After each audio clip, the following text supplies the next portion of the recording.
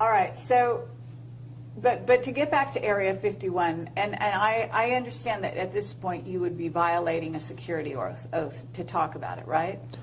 Let me put it in terms that it's easier for me to say and not have to go into the details of how I know, but just that I know.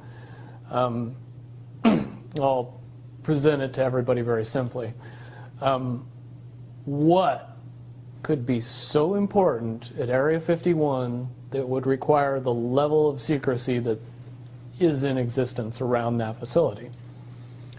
Well, certainly if I said that we kept the U.S. space fleet there, and that space fleet was what we would understand to be UFOs, even though the technology is easy to describe and easy to talk about and easy to educate people on, you need a lot of background in the evolution of the science that makes those things possible to be able to accept that the U.S. has dozens, if not hundreds, of vehicles that are more than capable of space flight, and make it so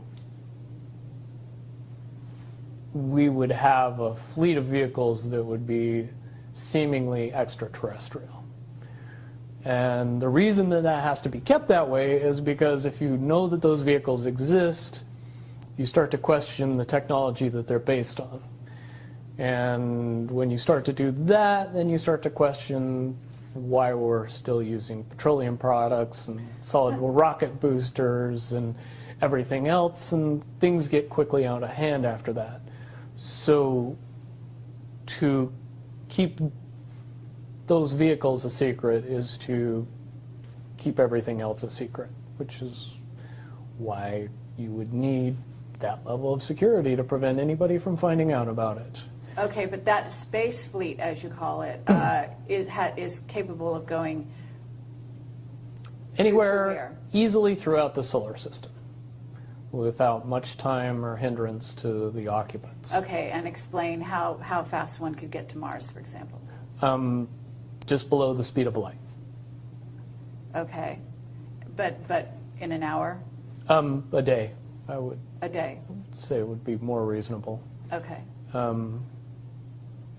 Incredibly fast.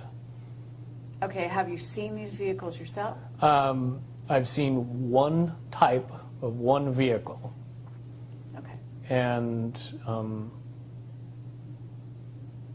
compared to when I saw it, which was more than 10 years ago, and what should exist now, I would say that it was a